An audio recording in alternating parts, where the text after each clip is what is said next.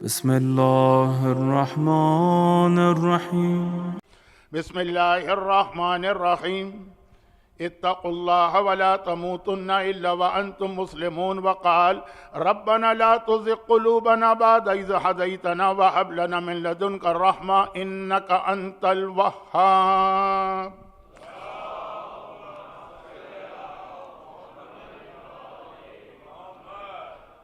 اگرچہ 3 سال کی مدت کوئی اتنی طویل مدت نہیں ہوتی کہ لوگ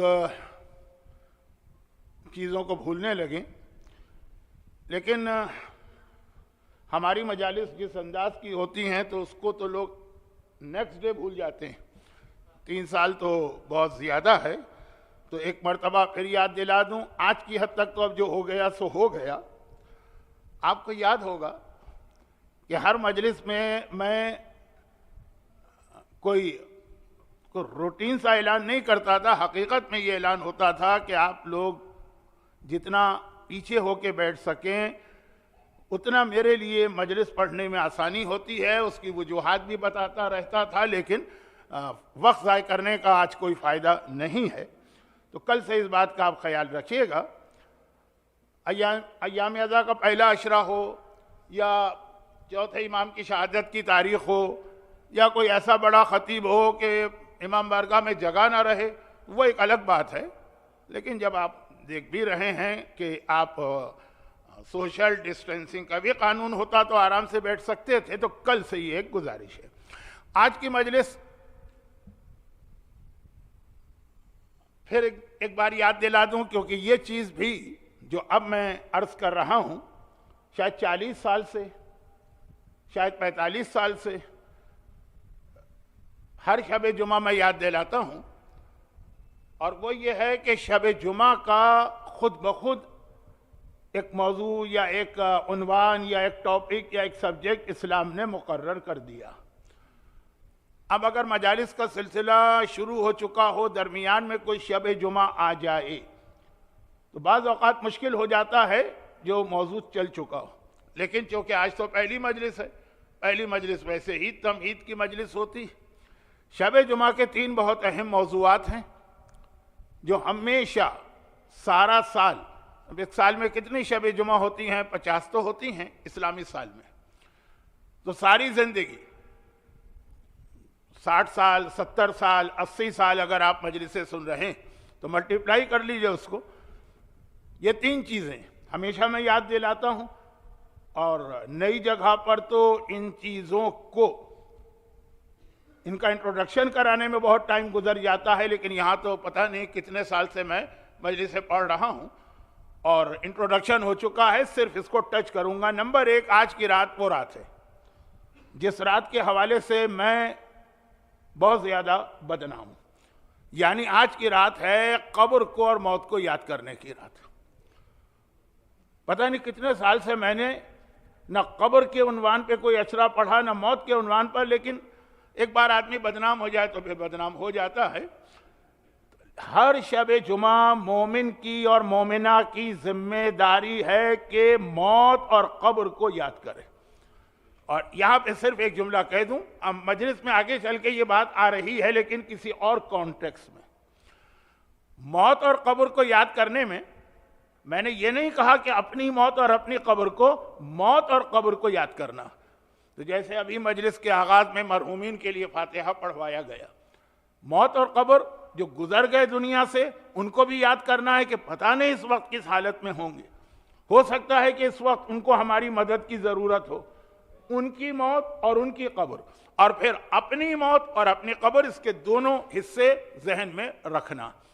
پہلا حصہ ہمارے ہاں رائج ہے، لیکن وہ زیادہ تر رسم و رواج میں رائج ہے کہ فاتحہ پڑھا دی کچھ گھروں میں۔ آج یہ شب جمعہ مرحومین کے لیے نذر و نیاز کا یا فاتحہ کا انتظام بھی ہوتا ہے، اور بعض جگہوں پہ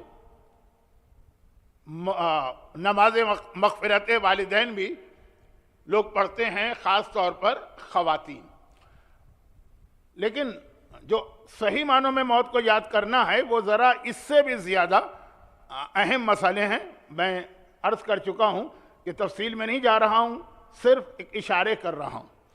دوسری بات جو آج یاد کرنے کی ہے وہ ہے کہ آج کی رات وہی اللہ ہے، وہی رب العالمین ہے۔ ایسا نہیں ہوتا ہے کہ مثلا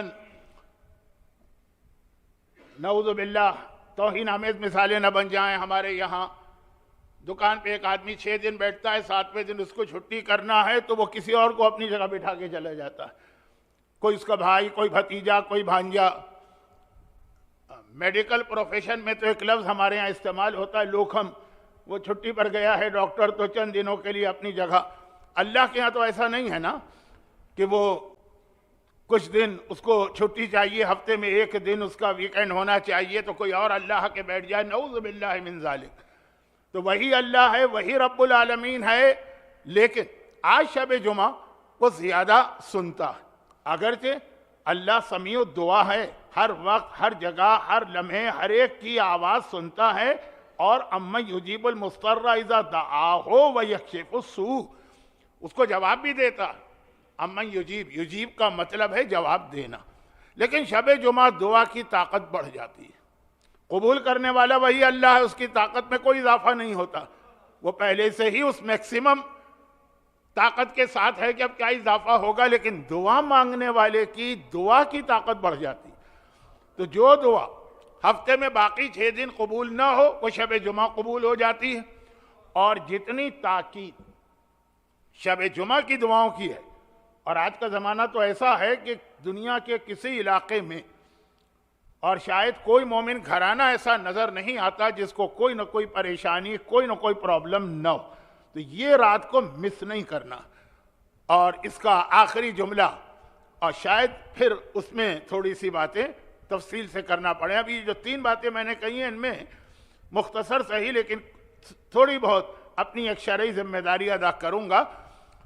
دعا آج کل کے حالات میں ہر آدمی، بس جو لوگ پاکستان اور انڈیا میں بیٹھ کر آپ لوگوں کو رش کے ساتھ دیکھتے ہیں کہ آپ یہاں پہ آ گئے، آپ کو سٹیزن شپ مل گئی، آپ کے پاس پاسپورٹ آ گیا، وہ آپ سے کہتے ہوں گے بھائی ہمارے لیے بھی کوئی راستہ بناؤ۔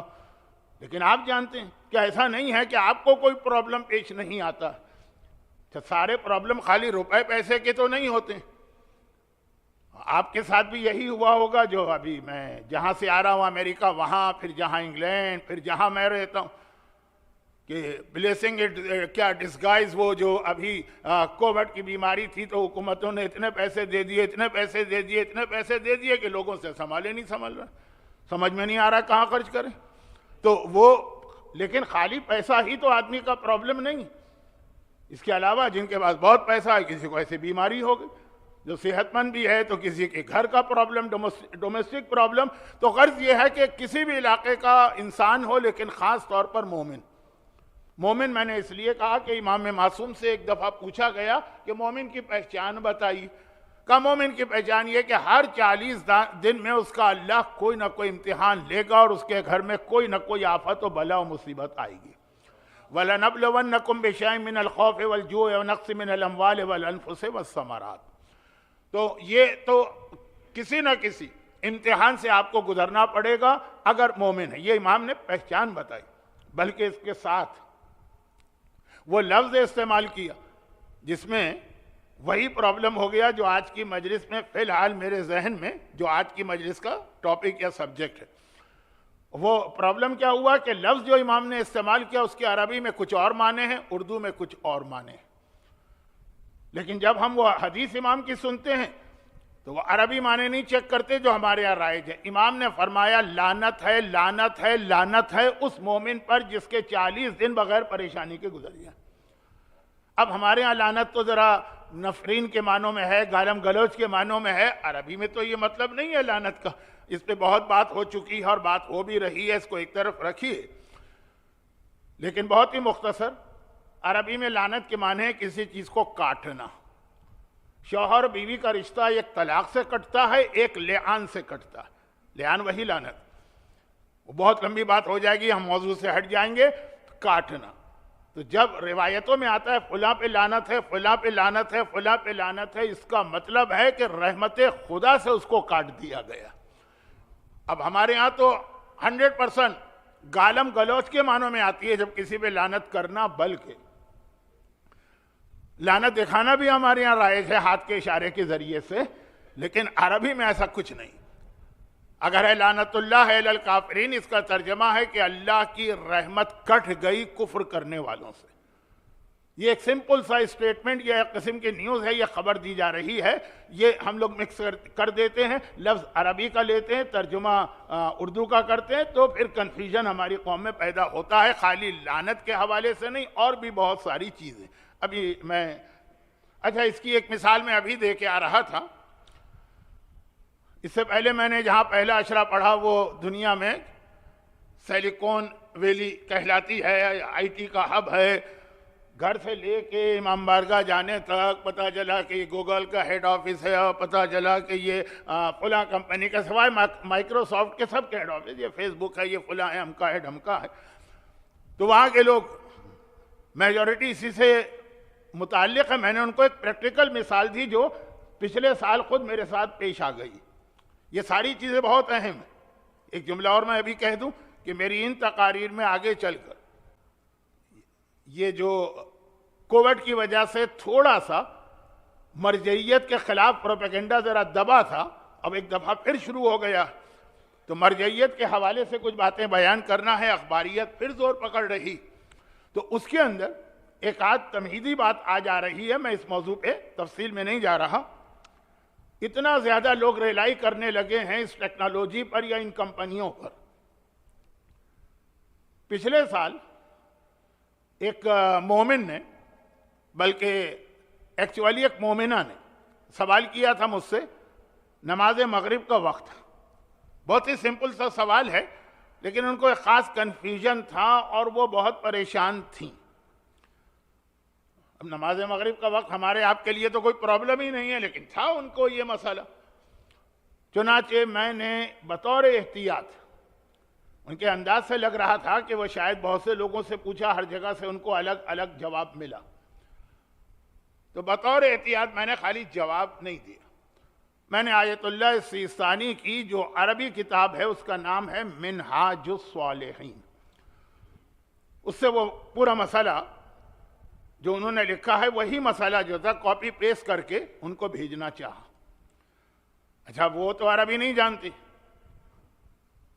اور عام لوگ بھی نہیں جانتے ہیں، اور یہی آج کا موضوع اصل یہی ہے۔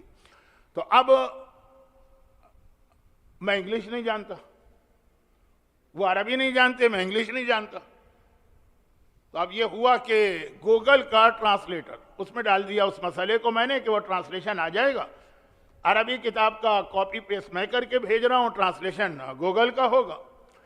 وقت المغرب یہ آغا سیستانی کی تحریر تھی، میں مسئلہ نہیں بتا رہا ہوں، میں وہ اگزامپل دے رہا ہوں جو ہمارے بہت سے بچوں اور نوجوانوں کو گمراہ کرنا شروع ہو چکی ہے اور آگے یہ بڑھے گا مسئلہ۔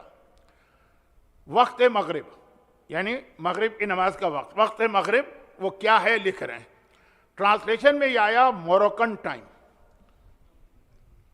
اب پہلے تو میں چکرا گیا، تو نماز مغرب کا وقت میں نے وہ کتاب میں بھی یہی ہے، ٹرانسلیشن گوگل سے مانگا تو اس کے ٹرانسلیشن کو تو سبھی اتھینٹک مانتے ہیں، پوری کتابیں اس کے اوپر ٹرانسلیٹ ہو رہی، یہ موروکن ٹائم کیا؟ پھر اچانک مجھے اسٹرائک ہوا کہ عربی میں جس طرح سے شام کو سیریا کہتے ہیں، ہم لوگ اردو والے ہیں، ہمارے ہاں تو شام ہے، ابھی نوحوں میں مرسیوں میں ہر جگہ شام آ رہا ہے، سیریا کہیں نہیں آ رہا، کیونکہ اردو میں شام ہے، لیکن انگلش کے اندر سیریا ہے۔ اسی طرح مراکش، وہ جو ملک ہمارے ہاں مراکش ہے، وہ عربی زبان میں اس کا نام ہے المغرب۔ اب وہاں جو تھا آغا سیستانی کی کتاب میں وقت المغرب، مغرب کا وقت، اب گوگل نے اپنے حساب سے ترجمہ کیا کہ موراکو کا ٹائم پوچھا جا رہا ہے کہ اس وقت وہاں پہ کرنٹ ٹائم کیا چل رہا ہوگا۔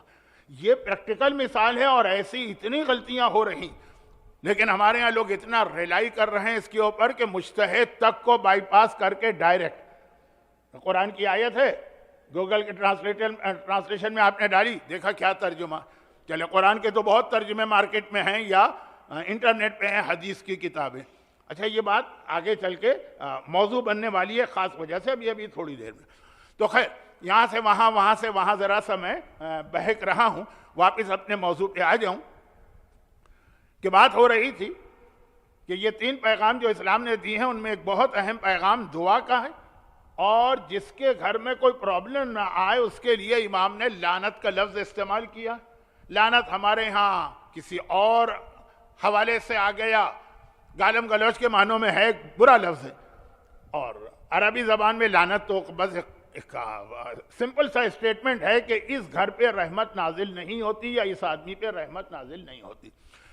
تو یہ پرابلمز تو آپ کو پیش آتے رہیں گے ہر 40 دن میں ایک بار۔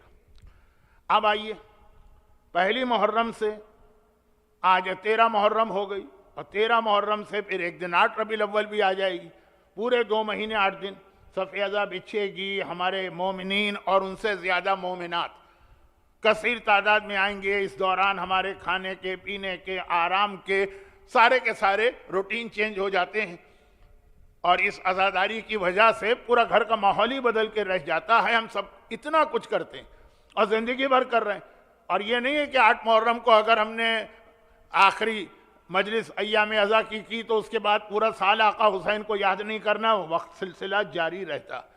لیکن کیا اتنا سا بھی حق ادا ہو سکتا ہے آقا حسین کے ان احسانات کا جن میں سے ایک ہی یہ میں نے ابھی کہیں پڑھا تھا، چھوٹی سی بات ہے، ریپیٹ کر رہا ہوں۔ جب آقا حسین آخری رخصت کے لیے چوتھے امام کے پاس آئے تھے، ابھی آپ نے مصائب سنے ہوں گے فاقہ شکنی کی مجلس میں، اور ابھی کیا سنے ہوں گے، زندگی بھر سنتے آپ آ رہے ہیں۔ فاقہ شکنی کی مجلس میں مصائب پڑھے جاتے ہیں کہ آقا حسین مولا سجاد کے پاس پہنچے، اور پھر مولا نے پوچھا کہ بابا آپ زخمی ہیں تو میرا چچا کہاں ہے اور میرا بھائی کہاں ہے، یہ جو روایت پڑھی جاتی ہے۔ لیکن اس سے جسٹ بیفور ایک روایت اور ہے، اور وہ یہ کہ آقا سجاد کے پاس پہنچ کر، یہ چوتھے امام کی روایت ہے، جو اس وقت کربلا کے اس لٹے ہوئے قافلے کے قیادت سنبھال چکے ہیں، وہ کہتے ہیں کہ میرے بابا آخری رخصت کے لیے آئے، میرا ہاتھ پکڑا اور اپنے سینے پہ رکھ کے دبایا، اور پھر ایک جملہ کہا کہ ہمارے شیعوں کو یہ بتا دینا کہ جب کبھی ان کو کوئی پرابلم پیش آئے، کوئی مصیبت ہو، زندگی اور موت کا مسئلہ ہو، کسی قسم کی کوئی پریشانی ہو، تو یہ دعا ضرور پڑھیں۔ اور وہ آپ سنتے ہیں عاشورے کی مجلس میں کہ بسم اللہ الرحمن الرحیم بحق یاسین والقرآن الحکیم و بحق طٰہٰ والقرآن العظیم، اور اس کے بعد 2 لائن۔ کب یہ جملہ امام معصوم کس کے لیے ارشاد فرما رہے ہیں؟ ہمارے اور آپ کے لیے۔ ہمارے شیعوں پہ جب کبھی کوئی مصیبت اور پریشانی آئے گی وہ یہ دعا پڑھیں۔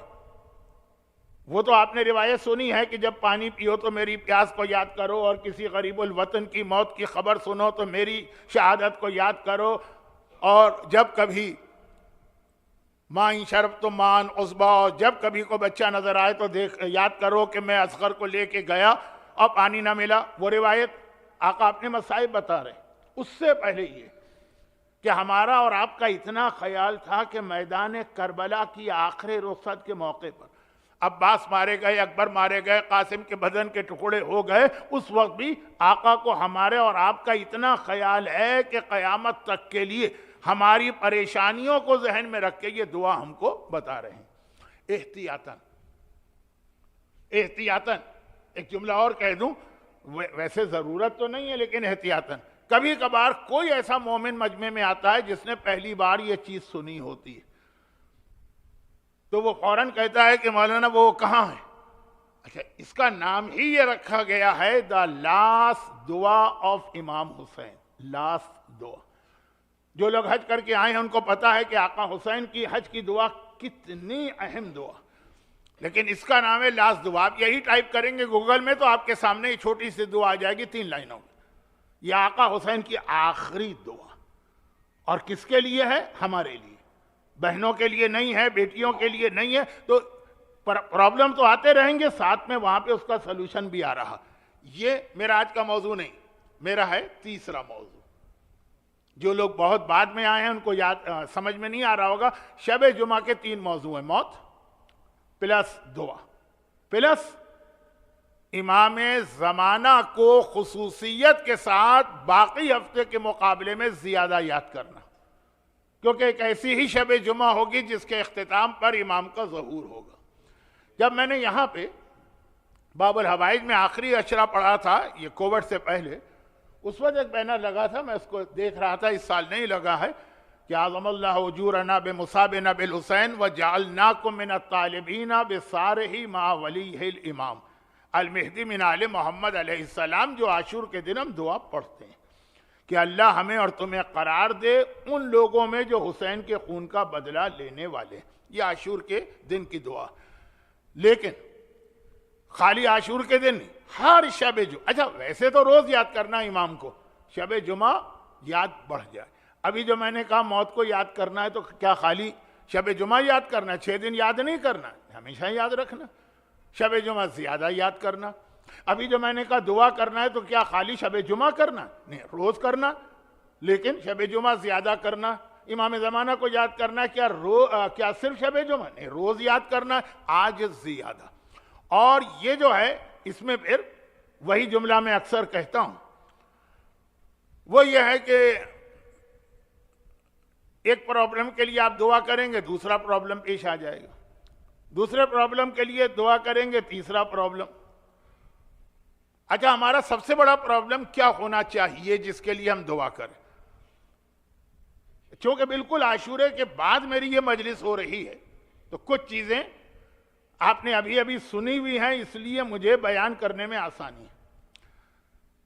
عاشورے کا عزاداری کے علاوہ آخری عمل کیا ہوتا ہے؟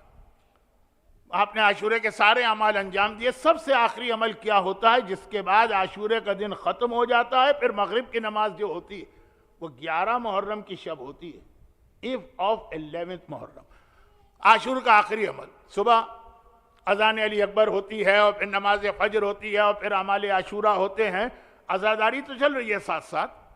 سب سے آخری عمل زیارت تعزیت، پرسے کی زیارت۔ صبح پڑھتے ہیں ہم زیارت عاشورہ، شام کو ہم پڑھتے ہیں پرسے کی زیارت، جس کو انٹرنیٹ پہ آپ کو ملے گی کہ کنڈولنس زیارہ۔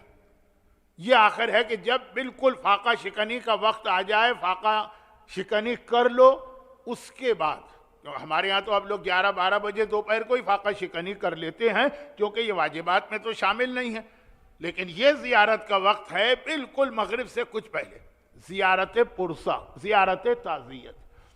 اس زیارت میں آپ پنجتن میں سے 4 کو پرسا دیتے ہیں۔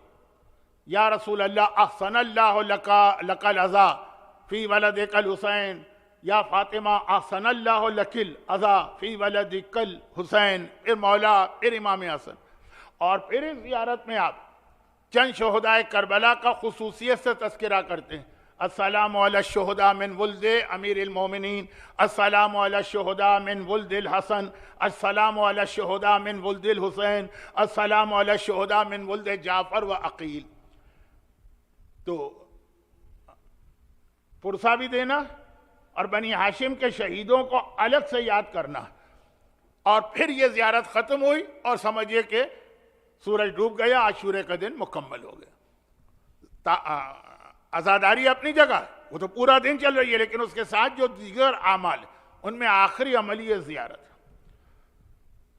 اور اس زیارت میں یہ سارا پرسا دینے کے بعد آقا حسین کو سلام کر کے کہ وارث آدم صفوت اللہ و نوح نبی اللہ، پھر پرسا دیا، پھر ان شہداء کو یاد کیا، مولا کی اولاد کے شہید، حسن مجتبیٰ کی اولاد میں شہید، آقا حسین کی اولاد میں شہید، جعفر طیار کی اولاد میں شہید عقیل، یہ سب کو یاد کیا۔ اب ختم ہے زیارت، اب بالکل عین کا جملہ ہے، اس وقت کیا چیز آپ کی زبان پہ جاری کروائی گئی۔ عاشور کے دن شاید کسی کا دل نہ چاہے یہ دعا کرنے کا یا اس کو سیریس لینے کا۔ بہت سے پرابلم اسی لیے ہیں کہ ہمیں ان چیزوں کے معنی بھی نہیں پتا جو ہم دن رات پڑھتے رہتے ہیں۔ آخری عاشور کا دن ختم ہو رہا، ہم کیا کہہ رہے ہیں کہ مولا حسین اب آپ اللہ سے سفارش کیجئے فقاک رقبتی من النار، کہ مجھے جہنم سے آزادی مل جائے۔ شام غریبہ سر پہ آ گئی، خیمے جل رہے ہیں، سیدانیوں کے سروں سے چادر چھن رہی، ایک عجیب قیامت سے بھی بڑا منظر، اور آپ سے کہا جا رہا ہے کہ یہ سب سلام کر کے یہ کہو کہ مجھے جہنم کی آگ سے آزادی ملے۔ یعنی بہت ہی زیادہ اگر دیندار ریلیجس متقی آدمی بھی ہوگا کہے گا پورا سال پڑا ہوا ہے اس دعا کے لیے، پورا عاشورے کا دن پڑا ہوا ہے اس دعا کے لیے، یہی وقت رہ گیا تھا یہ والی دعا کا کہ جہنم کی آگ سے آزادی ملے۔ یہ شب جمعہ کے پہلے موضوع سے بھی مل گیا، موت و قبر، لیکن جو آقا حسین کے جہاد کا مقصد ہے اس کا اس سے اتنا گہرا تعلق ہے کہ آپ پرسہ دینے کے بعد کہتے ہیں کہ مجھے جہنم کی آگ سے آزادی چاہیے۔ دیٹ مینس حسین کی عزادار اور آل محمد کے شیعہ کے لیے بھی جہنم خطرہ ہے۔ یہ جو ہم میں سے ہر ایک ٹیکن اور گرانٹڈ لے کے بیٹھا، یہ زیارت عاشورہ، آخری جملے، اس کے بعد انکا قریب مجیب، ختم ہو گئی زیارت۔ جو جملہ میں نے شروع مجلس میں کہا تھا نا، اس کو ریپیٹ کر دوں۔ بہت ساری چیزیں ایسی ہیں جو ہماری زبان پہ اسلام نے جاری کروائی ہیں اور ہم اس کے عادی ہیں، لیکن عربی ہم کو نہیں آتی، عربی میں پڑھ رہے ہوتے ہیں، جب اسی کا کوئی اردو ترجمہ کر دیتا ہے ہم حیران ہو کے کہتے ہیں یہ آپ نے کہاں سے پڑھ دیا؟ میں کہتا ہوں کہیں اور سے نہیں پڑھا، آپ ہی کی زبان سے سنا۔ مثلا کسی صاحب نے کہا کہ یہ آپ نے کہاں سے پڑھ دیا کہ جی وہ کربلا کا جہاد نماز کے لیے تھا؟ میں نے کہا میں نے تو کہیں سے نہیں پڑھا، میں نے تو آپ سے سنا۔ آج رات شب جمعہ ہے نا، آپ زیارت وارثہ پڑھیں گے، کہیں گے اشہد انک قد اقمت الصلاۃ وآتیت الزکاۃ وامرت بالمعروف ونہیت عن المنکر واطعت اللہ۔ آپ خود کہیں گے کہ میں گواہی دیتا ہوں مولا آپ نے نمازوں کو قائم کیا۔ تو کیا یہ بھی کوئی اصول ہے اسلام میں کہ جب کوئی عربی میں چیز پڑھی جائے تو کوئی گجراتی اسپیکنگ تو کوئی واندہ نہیں ہے، کوئی مسئلہ نہیں ہے، لیکن اسی کا اگر اردو ترجمہ کر دو تو قیامت آ جائے گی؟ بھئی آپ کی زبان سے سنا، زندگی بھر سنا کہ آپ خود کہہ رہے ہیں آقا حسین کو اشہدو کہہ کے، گواہ بنا کے، یا یہ کہ پچھلے سال سے مطلب کووڈ سے پہلے والے سال، بیفور کووڈ، ایسے انگلش میں جو چلتا ہے کیلنڈر اس میں BC ہوتا ہے نا، بیفور کرائسٹ، تو بیفور کووڈ والے سال جو آخری مجلس تھی، وہی جو بات ابھی میں نے کہی کہ پرسے کی زیارت شام غریبہ کے اس قیامت خیز موقع پر پڑھی جا رہی، اور ہم دعا مانگ رہے ہیں کہ آئے آقا حسین ہم آپ کے مہمان بن کے آئے ہیں، اور گھر والا مہمان کو کوئی گفٹ دیتا ہے، میرا گفٹ آپ مجھے یہ دیجئے کہ جہنم کی آگ سے آزادی۔ اور یہ جو پورا زیارت کا ہمارے یہاں انسٹیٹیوشن ہے نا، یہ اس کے لیے بھی میسیج ہے کہ جو لوگ آقا حسین کے مہمان بن کے کربلا جاتے ہیں، سال میں اب تو ماشاءاللہ بہت دفعہ جانے لگے، تو یہ ذہن میں یہ چیز رکھنا ہے کہ یہ جملے کے ساتھ زیارت عاشورہ سے پہر والی زیارت عاشورہ وہ جو پڑھوائی جاتی ہے، یہ ہے تمہارا ایک ٹارگٹ، آقا سے یہ مانگنا۔ لیکن میں اس کی تفصیل میں نہیں جا رہا زیادہ، بتا یہ رہا ہوں کہ عربی میں کہہ دیجئے تو چل جائے گا، اردو ترجمہ کر دیجئے تو وہ پڑھنے والا کبھی وہابی قرار پائے گا، کبھی مقصر قرار پائے گا، کبھی جھوٹ بول رہا ہے، کبھی کہیں سے کوئی چیز لے کے آ گیا۔ مولا میں گواہی دیتا ہوں کہ آپ نے نمازوں کو قائم کیا، یا آپ نے ہی پڑھا، یا یہ کہ عاشورے کے دن آپ سمجھیے کہ صبح 9-10 بجے کا وقت ہے، ویسے پتہ نہیں یہاں پہ اعمال عاشورہ کتنے بجے ہوتے ہیں، ہمارے یہاں کراچی میں تو نشتر پارک میں اذان علی اکبر کے مجلس، اس کے بعد اعمال عاشورہ، کہیں پہ 10 بجے، کہیں 11 بجے، حد سے حد ظہر تک ہو جاتے ہیں۔ اعمال عاشورہ آپ کر رہے ہیں، اعمال عاشورہ میں آپ کیا پڑھ رہے ہیں؟ اعمال عاشورہ میں آپ پڑھ رہے ہیں کہ اپنی بیویوں کے ساتھ اچھا سلوک کرو، اور بیوی کا ایک حق ہوتا ہے، اور شوہر بیوی میں اگر جھگڑا ہو جائے تو پھر صحیح اچھے طریقے سے الگ ہو جاؤ، اور دیکھو پیغمبر کو اپنی کزن سے شادی کرنا تھی، یہ تو دشمنان اہل اسلام نے ترجمہ کیا ہے، لیکن کزن سے شادی کرنا تھی تو وہ کزن کے شوہر زید سمجھ گئے تو انہوں نے اپنی بیوی کو طلاق دے دی، تو پیغمبر نے پھر ان سے شادی کر لی۔ اور اسی طرح اللہ کے رسول کے پاس کوئی مومن آ کر کہے کہ میں اپنے آپ کو آپ کے حوالے کرتی ہوں تو خالصتاً لکا، اے حبیب خاص تمہیں ہم یہ پرمیشن دیتے ہیں۔ کس وقت آپ کہہ رہے ہیں؟ جب کربلا کا جہاد شروع ہوا ہے اور دن چڑھ گیا ہے، یعنی اصحاب امام حبیب ابن مظاہر اور مسلم ابن اوسجہ شہید ہو رہے ہیں، اس وقت آپ یہ چیزیں کہہ رہے ہیں۔ کوئی کہے گا مولانا یہ بے وقت کی راگنی، یہ کوئی وقت ہے ایسا شادی بیاہ بیوی ان کے مسائل کو ڈسکس کرنے کا؟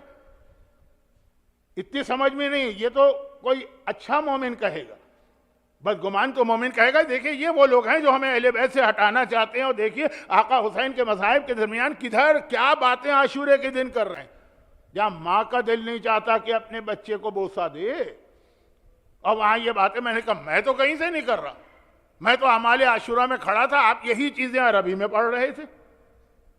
آپ عربی میں پڑھیں تو کوئی بات نہیں، آپ سے بڑا مولائی کوئی نہیں، ہم اس کا اردو ترجمہ کر دیں تو کبھی وہابی بن جائیں گے، اور کبھی مقصر بن جائیں گے، اور کبھی اہل بیت کے فضائل کے منکر بن جائیں گے، کبھی عزاداری کے خلاف ہو جائیں گے۔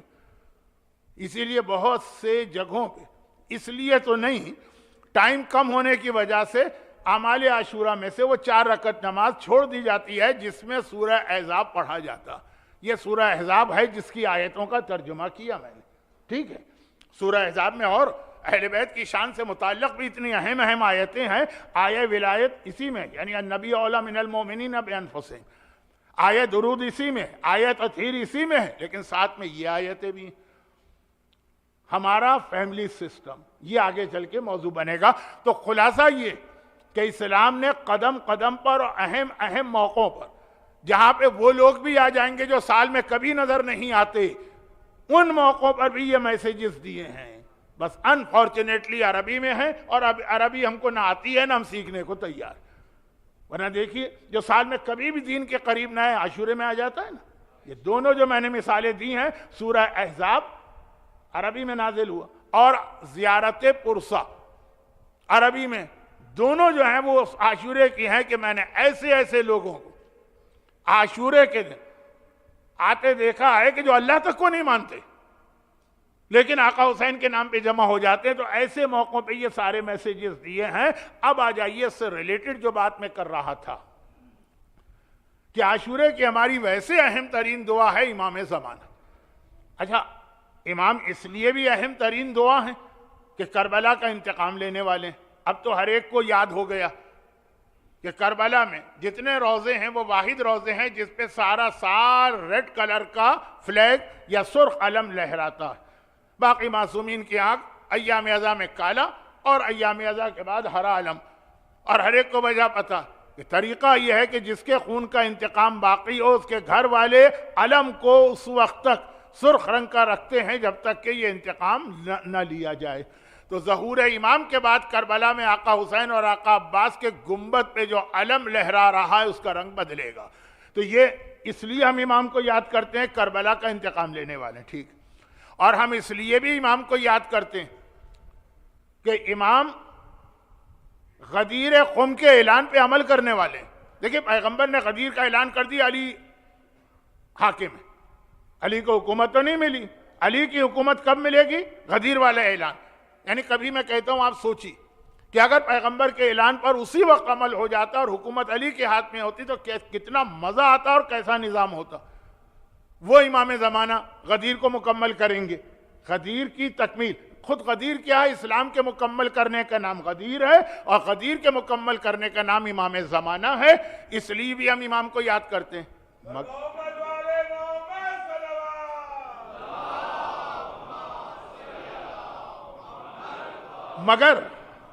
مگر امام کو ہم اس لیے بھی یاد کرتے ہیں، اور اسلام نے کہا اس لیے بھی یاد کرو کہ امام کے آنے کے بعد جو تقریر کا شروع کا حصہ تھا وہ ختم ہو جائے گا۔ یعنی امام کے آنے کے بعد مومنین کی ساری پریشانیاں، مصیبتیں، مصیبتیں ختم۔ تقریر کے شروع میں تھا، مجلس کے شروع میں، کہ مومن کو 40 دن میں ایک بار امتحان دینا، کم سے کم منیمم یہ ہے، ہو سکتا ہے 40 دن میں 40 امتحان دینا پڑے۔ امام زمانہ کے آنے کے بعد یہ حدیثوں کا وقت ختم ہو جائے گا، پورا ہو جائے گا۔ اب اس کے بعد امام کے آنے کے بعد کوئی مصیبت نہیں، کوئی پریشانی نہیں، کوئی پرابلم نہیں۔ تو اس لیے ابھی امام کو یاد کرتے ہیں۔ جیسے مولا علی کو صرف اس لیے یاد نہیں کرتے ہیں، یا علی اس لیے نہیں کہتے ہیں کہ وہ ہمارے فائدے کے کام کرتے ہیں تو ہم علی کو یاد کرتے ورنہ یاد نہ کریں۔ وہ تو ہماری گردن پہ تلوار بھی چلائیں گے تب بھی ہم علی علی کہیں گے۔ یہی مولا کا جملہ تھا۔ وہ جو ایک ایک غلام سے چوری ہو گئی اور علی نے ہاتھ کاٹا، اور پھر بھی وہ علی کا قصیدہ پڑھ رہا ہے، اور لوگ کہہ رہے ہیں کہ مولا عجیب غلام ہے، آپ نے ہاتھ کاٹا اور وہ آپ کا قصیدہ پڑھ رہا ہے۔ کہا ہمارا محب ایسا ہی ہوتا ہے، ہمارا شیعہ ایسا ہی ہوتا ہے، اس کے بدن کے 70 ٹکڑے کر دو، ہر ٹکڑے سے علی علی کی آواز آ رہی ہوگی۔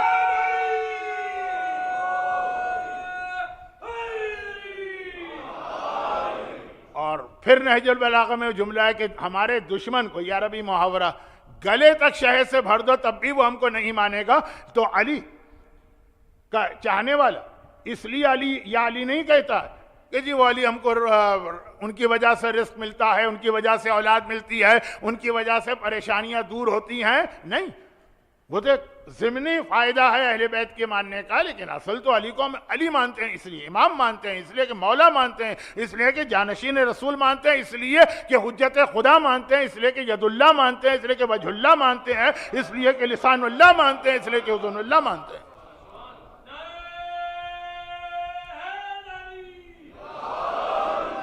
اور ساتھ میں پھر میرا مولا اپنے چاہنے والوں کو یہ سب کچھ دے رہا، تو امام زمانہ کا مقصد تو خون کربلا کا انتقام لینا ہے، غدیر کے اعلان کو مکمل کرنا، لیکن امام آ جائیں گے تو ضمنی فائدہ یہ ہوگا کہ آپ کے سارے پرابلم دور ہو جائیں گے۔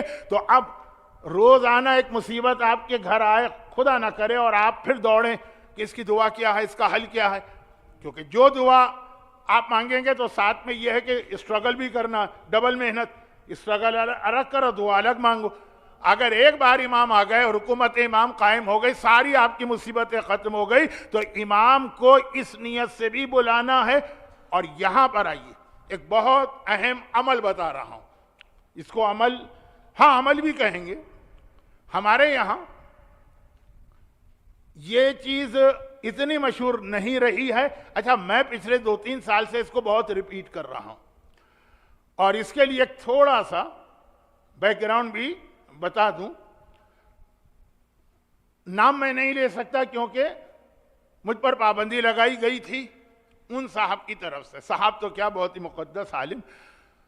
دوران حج یہ بات کر رہا ہوں، جب میں شروع میں نے حج کے سلسلے کو شروع کیا پاکستان میں، تو اس وقت بہت کم لوگ حج پہ جاتے تھے، بلکہ انڈیا میں بھی نہیں۔ ایک قافلہ لاہور سے بنا، پھر ایک قافلہ کراچی سے بنا، آپ میں سے بہت سے یا ان کے بزرگوں نے اس قافلے میں حج کیا۔ تو سندھ سے، اگر یہاں کوئی اندرون سندھ کے مومن ہیں تو احتیاطاً اس لیے نام نہیں لے رہا ہوں، ایک انتہائی مقدس عالم ہمارے قافلے میں آئے، اور ان کے بارے میں انتہائی اتھینٹک سورس سے باتیں تو بہت مشہور ہوتی ہیں، میں تو اس پہ یقین نہیں کرتا، لیکن انتہائی اتھینٹک سورس سے مجھے پتہ چلا، اور ایسے لوگوں نے کہ جن کی سچائی کی قسم کھائی جا سکتی، کہ جب وہ کربلا آقا حسین کی زیارت کو گئے تھے اور انہوں نے آقا کی زیارت زری کے سرہانے پڑھی، اس وقت زری کے 2 حصے نہیں تھے کہ لیڈیز اور جینٹس، بلکہ زری عورتیں مرد ایک ساتھ مل کے زیارت طواف کرتے تھے۔ تو طواف کر کے جب سرہانے جا کے السلام علیکہ یا ابا عبداللہ کہا، تو زری میں سے ان کو جواب سلام ملا۔ آج بھی آپ جائیں گے تو کربلا کے اندر وہ جو پیچھے والا رواق ہے، وہاں ابراہیم مجاب کی قبر موجود ہے، جو فی الحال جو لیڈیز کا سیکشن ہے اس میں آ گئی ہے، لیکن شاید اب کھول دیا ہو اس ایام ازاں میں بھی، مرد عورتیں دونوں جاتے ہیں۔ ابراہیم مجاب کہتے ہیں جس کو جواب دیا جائے، کہ انہوں نے جب آقا حسین کو سلام کیا تو آقا حسین نے ان کو جواب دیا۔ یہ 7ویں امام کی اولاد میں سے ہیں، بڑی عظیم شخصیت ہے ابراہیم مجاب، لیکن یہ ہم نے تاریخ میں پڑھا، اور ان کی زری کربلا میں آقا حسین کی زری کے پیچھے والے کوریڈور میں، پیسیج میں یا رواق میں دیکھی۔ یہ جن عالم کی میں بات کر رہا ہوں، یہ بات ہے 70s کی، 50 سال بھی اس کو نہیں ہوئے ہوں گے۔ وہ جب کربلا گئے اور جا کے انہوں نے سلام کیا آقا حسین کو، تو سلام کا جواب آیا، اور اتنا واضح طور پر کہ جتنے لوگ ان کے ساتھ تھے اس قافلے میں، چھوٹا سا قافلہ تھا 8-10 آدمیوں کا، سب نے وہ جواب سنا۔ اور واقعاً اس سے ہٹ کر بھی یہی بہت بڑی بات ہے، اس سے ہٹ کر کا مطلب یہ ہے کہ اتنے مقدس و نیک تھے وہ حج میں میرے ساتھ آئے۔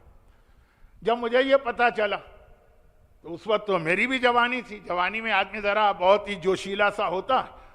میں نے ان سے، اب میں حاجیوں کی خدمت کر رہا ہوں، اس وقت میں خدمت کرتا تھا، اب یہ بڑھاپا بیماریاں لوگوں سے خدمت کرواتا ہوں، خیر تو خدمت کرتا تھا تو وہ دعائیں بھی دیتے تھے.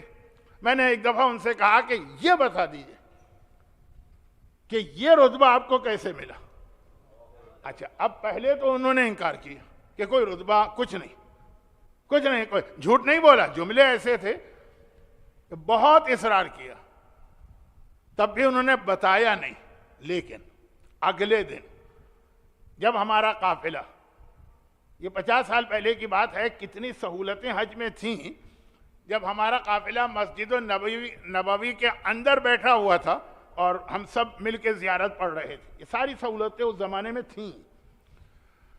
ہم لوگ زیارتیں پڑھ رہے تھے. انہوں نے مجھ سے کہا کہ بیٹا تمہیں زیارت امین اللہ ضرور پڑھنا، اور یاد رکھو میری یہ بات، بیٹا میری یہ بات ذہن میں بٹھا لو، جس روضے پہ جاؤ، جس حرم میں جاؤ، سال کا کوئی مخصوص موقع آئے اور ہو سکے تو ڈیلی زیارت امین اللہ پڑھا کرو. کچھ نہیں کہا انہوں نے.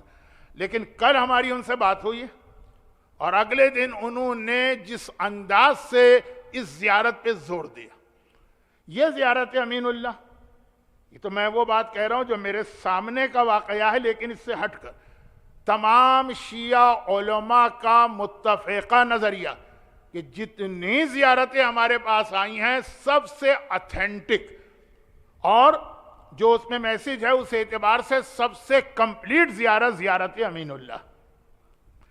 زیارت عاشورہ کی یہ خاصیت ہے جو آپ کو اعمال عاشورہ کے شروع میں بتائی جاتی ہے. باقی ہر زیارت معصومین نے ہم کو بتائی. زیارت عاشورہ حدیث قدسی ہے، معصوم نے نہیں بتائی، اللہ نے بتائی.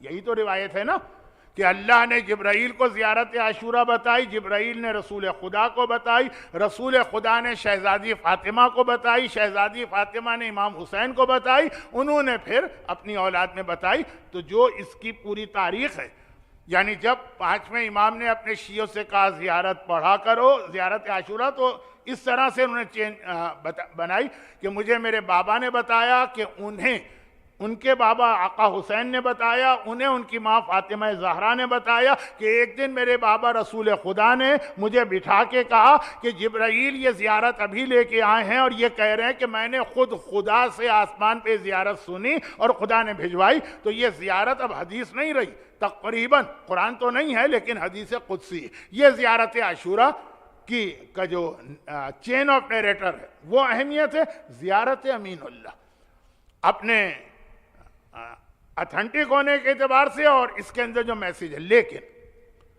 اس کا آخری جو ٹکڑا ہے جس کے لیے میں نے یہ بات چھیڑی، یہ اس وقت تقریر سے اس کا ربط ہے، شاید یہ اونلی زیارت ہے مفاتیح الجناں میں مولا کی زیارتوں میں یہ 2 نمبر کی زیارت. آپ کو معلوم ہے نا مفاتیح میں شیخ عباس نے ہر معصوم کی کئی زیارتیں کوٹ کی ہیں، یہ نمبر 2. اس کے آخر میں ایک ٹکڑا، یہ زیارت آئی ہے 4تھے امام سے، زیارت عاشورہ آئی ہے 5ویں اور 6ٹھے امام سے. یعنی زیارت امین اللہ سب سے پہلی زیارت ہے، جیسے مولا سب سے پہلے امام ہے. امین اللہ تو خود مولا کا لقب ہے نا. اب وہ دیکھیے جا کے مفاتیح میں، آپ لوگ ذرا سے سلو ہیں، جہاں جوان بچے ہوتے ہیں وہ اتنی دیر میں تو وہ اسمارٹ فون نکال کے کھٹ کھٹ مفاتیح نکال کے وہاں تک پہنچ جاتے ہیں. تو میں چاہتا ہوں کہ آپ کو یقین ہو جو میں کہہ رہا ہوں یہ روایت میں ہے اور صحیح روایت میں. کیا ہے جملے اس کے زیارت امین اللہ کے؟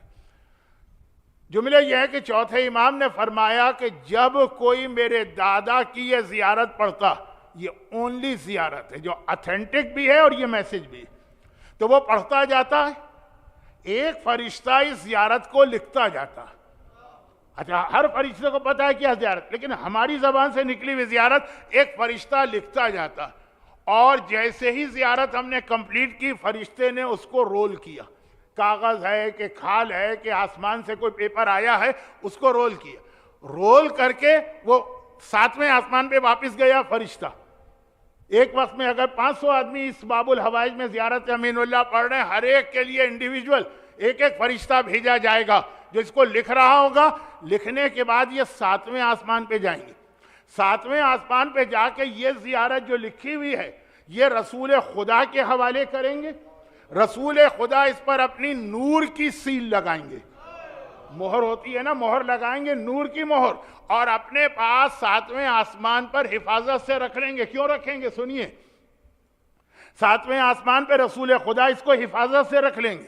جب امام زمانہ ظاہر ہوں گے اس وقت یہ ساری زیارتیں جو ہیں, جو دنیا میں لاکھوں کیا کروڑوں کیا اربوں کیا انسانوں نے پڑھی ہوں گی, وہ سب بھیجی جائیں گی.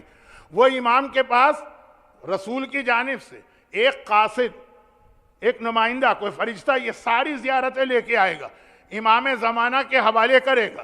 امام ایک ایک زیارت پر وہ جو سیل ہے, جو مہر ہے, اس کو توڑیں گے, کھولیں گے. فلاں کی زیارت ہے, کہیں گے جاؤ اس کو لے کر آؤ. اس کو بلایا جائے گا, اگر وہ دنیا میں ہے تو اپنے گھر سے, مر گیا ہے تو اپنی قبر سے. امام بلوا رہے ہیں.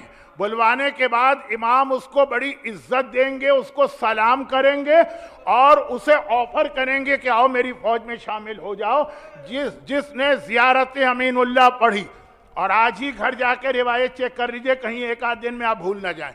مفاتیح الجنہ میں امیر المومنین کی زیارت کا چیپٹر کھولیے, سیکنڈ زیارت کے آخر میں چوتھے امام کی یہ حدیث ہوگی. یعنی اس حدیث کا خلاصہ یہ نکلا کہ اگر آپ کو امام زمانہ کی آرمی جوائن کرنا ہے تو اس کا جو بیسٹ طریقہ بتایا گیا اور اتھینٹک زیارت ہے, اس کے سارے راوی بالکل معتبر ہیں, وہ زیارت امین اللہ ہے.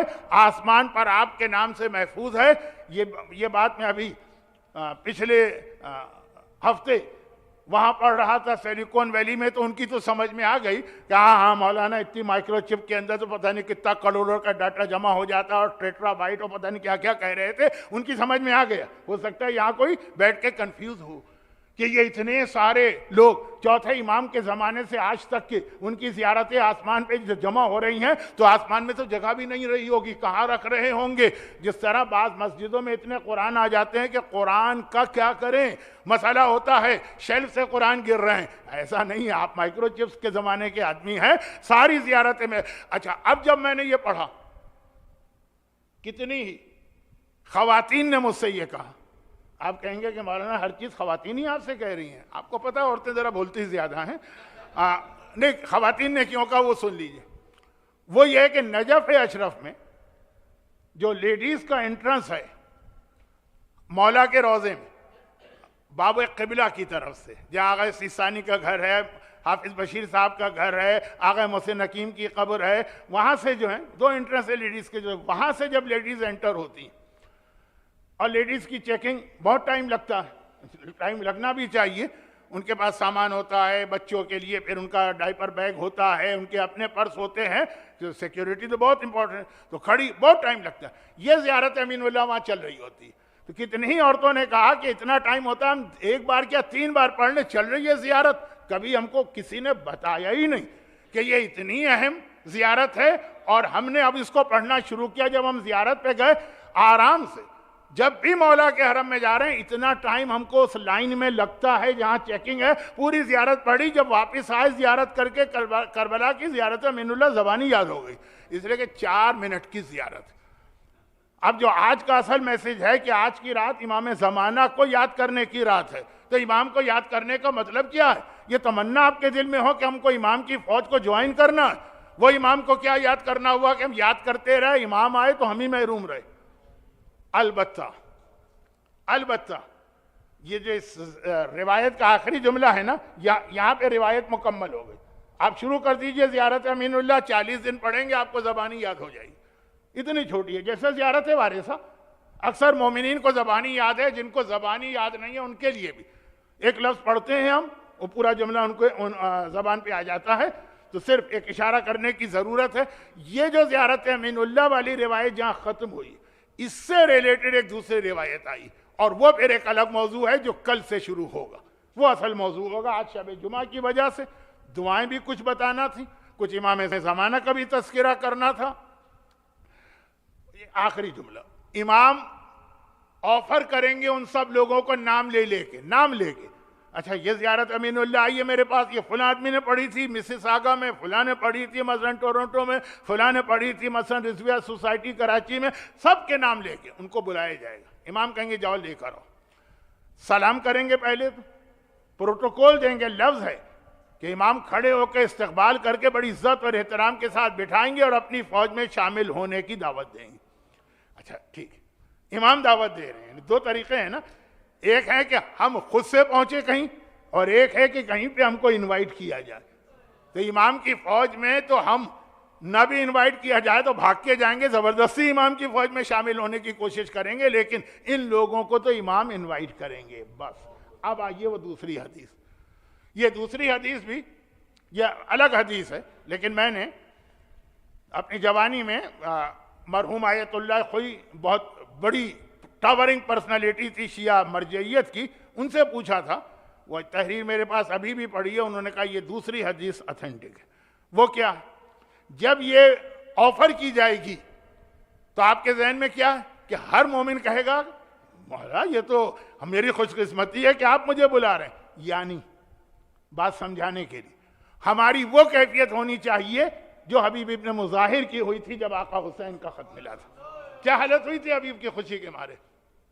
لیکن روایت میں ہے کہ آدھے سے زیادہ لوگ امام کی آفر کو قبول نہیں کریں گے جو مخلص ہوں گے، کوفے والے نہیں، مخلص اچھے مومن، آدھے سے زیادہ وہ امام سے کہیں گے کہ مولا، حتیٰ وہ لوگ بھی جو آج کل اس لیے زیارت امین اللہ پڑھنا شروع کر چکے ہیں، میں نے اس پچھلے ایک سال میں میرا اندازہ ہے کہ 10,000 سے زیادہ مومنین اور مومنات کو زیارت امین اللہ پڑھوانا شروع کیے۔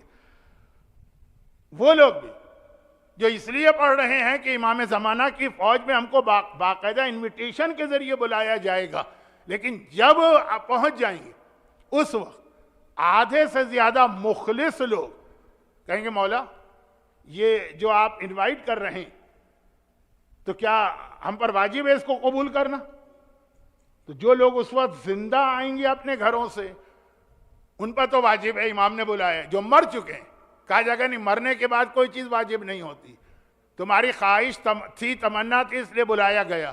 اس میں آدھے لوگ کہیں گے مولا ہم یہ آفر قبول نہیں کر رہے ہیں، ہمیں واپس بھجوا دیں۔ اور یہ اچھے لوگ ہیں، اگر میں مجلس یہیں تک روک دیا کروں، آج تو روک رہا ہوں، کل اس کو پورا کروں گا، لیکن آگے کچھ نہ پڑھوں تو لوگ سمجھتے ہیں کہ یہ فراڈیے لوگ ہوں گے، چیٹر لوگ ہوں گے، دھوکے باز ہوں گے، ویسے بڑے بڑے نعرے لگانے والے کہ مولا آپ کی فوج میں شامل ہو جائیں، جب امام بلائیں گے تو کہیں گے ہم کو نہیں آنا۔ نہیں، یہ بہت ہی نیک لوگ۔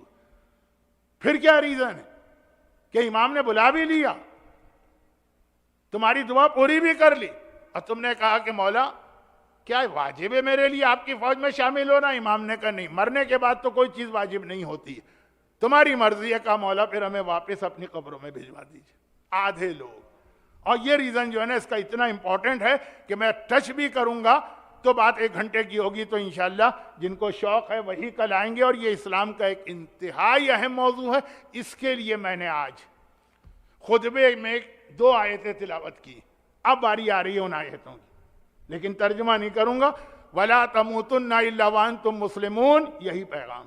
وَلَا تُزِغْ قُلُوبَنَا بَعْدَ إِذْ هَدَيْتَنَا وَهَبْ لَنَا مِن لَّدُنكَ رَحْمَةً إِنَّكَ أَنتَ الْوَهَّابُ، یہ وہی میسیج کہ کیوں یہ لوگ آفر قبول نہیں کریں گے امام کی آفر۔ انشاءاللہ جن کو شوق ہے وہ کل سنیں گے، باقی لوگ انشاءاللہ اگلی شب جمعہ کی مجلس میں لوگ آ ہی جاتے ہیں، اس میں پھر ان سے ملاقات ہوگی۔ لیکن یہ بات ان لوگوں کی ہے جو مر چکے ہیں۔ زندہ آدمی کو اگر امام بلائیں گے تو اس کو آنا واجب ہی نہیں ہے۔ ایک لفظ شاید آپ نے اب سننا شروع کیا، اوجب۔ ایک ہوتا ہے واجب، اوجب سپرلیٹو ڈگری ہے کہ واجب سے بھی بڑا واجب ہے۔ گرچہ برادران اہل سنت اور ہمارے پاس پیغمبر کے حوالے سے بھی اس کی بہت ساری روایتیں، لیکن ایک روایت کی طرف اشارہ کر کے مصائب پہ آتا ہوں۔ بلانا واجب، جب بلایا جائے تو پیغمبر کے یا امام کے بلاوے پہ آنا واجب نہیں ہے، واجب سے بھی بڑا واجب۔ یاد ہے نا وہ واقعہ؟ یہ میرے ان موضوعات پہ میں اس لیے نہیں بولتا کہ علماء کرام تو آپ کو سناتے ہی رہتے ہیں۔ آدمی نماز پڑھ رہا ہے، صحابی رسول، پیغمبر نے آواز دی، وہ نہیں آیا، نماز ختم کر کے پہنچا۔ پیغمبر نے کہا جب میں نے پکارا کیوں نہیں آئے؟ کہا یا رسول اللہ میں تو نماز پڑھ رہا تھا۔ پیغمبر نے کہا اور یہ نماز تمہیں سکھائی کس نے تھی؟ میں نہیں تو تمہیں نماز دی تھی؟ کیا مجھے یہ مسئلہ نہیں پتا کہ نماز کے عالم میں نہیں پکارنا، جب نبی پکارے تو نماز توڑ کے جانا تم پر واجب۔ اور اس کے لیے میں اب وقت مجلس کا کافی ہو گیا، اس لیے مصائب کا ایک جملہ عرض کر دوں اور اس کے بعد پھر چند جملے ان تاریخوں کی مناسبت سے۔ کائنات کی افضل ترین عبادت ایک مومن نے چھوڑ دی، لیکن یہ افضل ترین عبادت چھوڑنے والے مومن کا رتبہ ان مومنوں سے بڑھ گیا جو ساری زندگی یہ افضل ترین عبادت کر رہے ہوں گے۔ وہ کیا ہے افضل ترین عبادت؟ کیا ہے؟ نماز جماعت پڑھنے کا ہر آدمی کو شوق ہوتا ہے جو نمازی ہیں، اور پھر اگر نماز جماعت آپ کو کسی امام معصوم کے پیچھے مل رہی ہو، اب پھر امام معصوم میں بھی اگر آقا حسین کے پیچھے ہی نماز مل رہی ہو، لیکن کربلا میں 2 ایسے مجاہد تھے جنہوں نے آقا کے پیچھے نماز نہیں پڑھی، وہ آقا کے آگے آ کے کھڑے ہو گئے اور اپنے سینوں پہ تیروں کو روک رہے ہیں۔ یہ نماز نہ پڑھنے والے اور حسین کے پیچھے نماز نہ پڑھنے والے، کیا ان کا رتبہ ان نمازیوں سے کم ہو گیا جو حسین کے پیچھے نماز پڑھ رہے تھے؟ کم تو چھوڑیں، شاید برابر بھی نہ ہو، اس سے بھی زیادہ ہو گیا، کیونکہ آواز امام نے کہا تمہیں آگے کھڑا ہونا ہے، اور وہ بھی ان کی ایک خواہش کو پورا کیا۔ ہماری بہت سی تمنائیں مولا علی پورا کرتے ہیں، ہماری بہت سی تمنائیں آقا حسین، ان کی ایک خواہش کو پورا کیا۔ ان 2 میں سے ایک وہ تھے جنہوں نے عاشور کی صبح کو جب جہاد شروع ہوا تھا آقا حسین سے کہا تھا کہ مولا میری سمجھ میں نہیں آتا میں آپ کی مدد کیسے کروں، اتنا بوڑھا ہو گیا ہوں کہ کمر جھک گئی ہے، ہاتھ جو ہیں ان میں راشا ہے، نہ تلوار پکڑ سکتا ہوں، نہ نیزہ، نہ برچھی، نہ کمان، نہ تیر۔ ہمارے ہاں مشہور ہو گیا ہے کہ حبیب ابن مظاہر بہت بوڑھے تھے، وہ تو حسین کے ایج گروپ کے تھے۔ یہ تھے سعید ابن جبیر 90 سال کے۔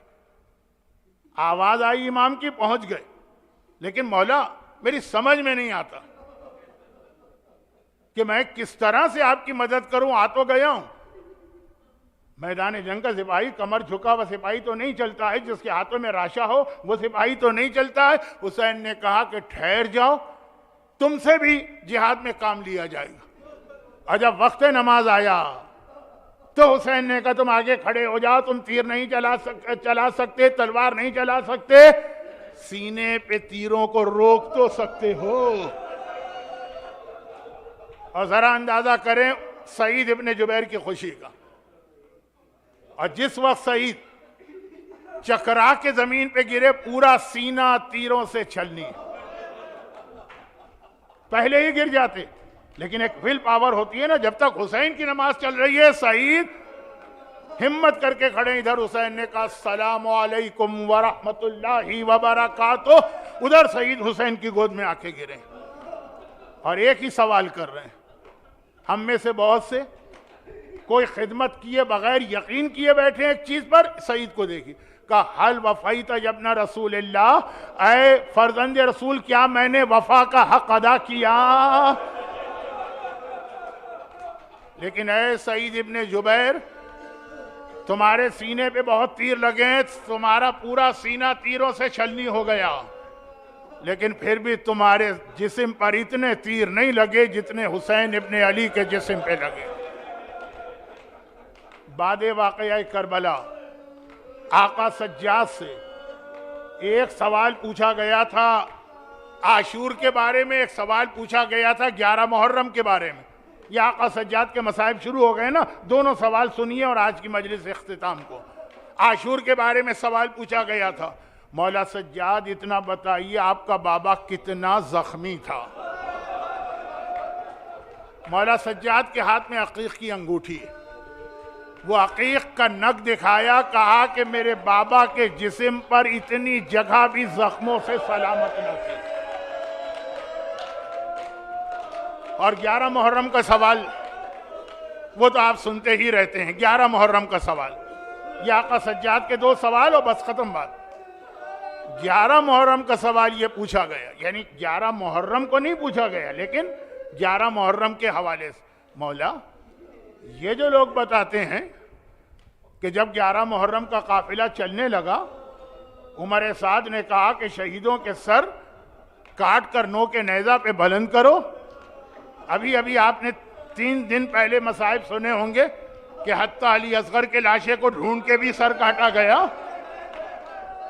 تو مولا ایک سر، بتانے والے بتاتے ہیں کہ ایک سر جب بھی نو کے نیزہ پہ بلند کیا گیا وہ ایک مرتبہ زمین کربلا پہ گر گیا۔ آخر عمر سعد نے کہا کہ دیر ہو رہی ہے، ہمیں کوفے پہنچ کے ابن زیاد سے انعام لینا۔ اے خولی، اپنے گھوڑے کی گردن میں یہ سر باندھ لے۔ خولی کے گھوڑے کی گردن میں یہ سر بندھا، اور جب گھوڑے دوڑتے ہیں نا تو وہ گردن کو جھکا کے دوڑتے ہیں، سارا راستہ یہ سر زمین سے ٹکراتا گیا۔ مولا وہ کس کا سر تھا؟ آقا سجاد نے سر جھکا کے کہا وہ میرے چچا ابی الفضل العباس کا سر تھا۔ راوی نے کہا مولا سارے سر نو کے نیزہ پہ بلند ہو گئے، عباس کا سر کیوں بلند نہ ہوا؟ کہا اب آنکھوں میں آنسو آ گئے، سجاد رونے لگے۔ کہا تو نے سوال نہیں کیا ہے، میرے کلیجے پہ برچھی اتاری ہے۔ تجھے کیا پتا میرا چچا کتنا غیرت مند تھا، جس نے کبھی گھر کے صحن میں بھی اپنی بہنوں کا کھلا سر نہ دیکھا ہو، وہ نو کے نیزہ پر بلوے عام میں کوفے کے بازاروں میں یہ منظر کیسے دیکھتا؟ زینب کھلے سر ہے، کلثوم کھلے سر ہے، اور نامحرموں کی نگاہیں پڑ رہی۔ اجرکم اللہ۔ پروردگارا آخر مصائب باب الحوائج ابو الفضل العباس کے ہوئے۔ ابو الفضل العباس کے ماننے والے باب الحوائج کے وسیلے سے ان کی تمام حاجتیں اور مرادیں پوری فرما۔ زینب کبریٰ کے اس امتحان کا واسطہ زینب کے ماننے والوں کو، ان کے گھروں کو، ان کے گھر والوں کو، ان کے روزی کے ذرائع کو، ان کی اولادوں کو اور آفت و پریشانی سے محفوظ فرما۔ میدان کربلا کے ان لاشوں کا واسطہ جن کے سر کاٹ کے نو کے نیزہ پہ بلند ہو رہے ہیں، ہمارے تمام مرحومین کی مغفرت فرما۔ خداوندہ اس بیمار امام کا واسطہ مدینے میں بھی سوال ہوتے رہے اور امام بیمار ہی رہے، دنیا بھر کے بیماروں کو خصوصاً کووڈ کے مریضوں کو شفا کاملہ عطا فرما۔ ان قربانیوں کا واسطہ میں اسلام کی خاطر ہر قربانی کا جذبہ عطا فرما، اور ان مظالم کے انتقام کے لیے اپنی آخری حجت وارث معصومین امام زمانہ کے ظہور میں تعجیل فرما۔ ماتم حسین۔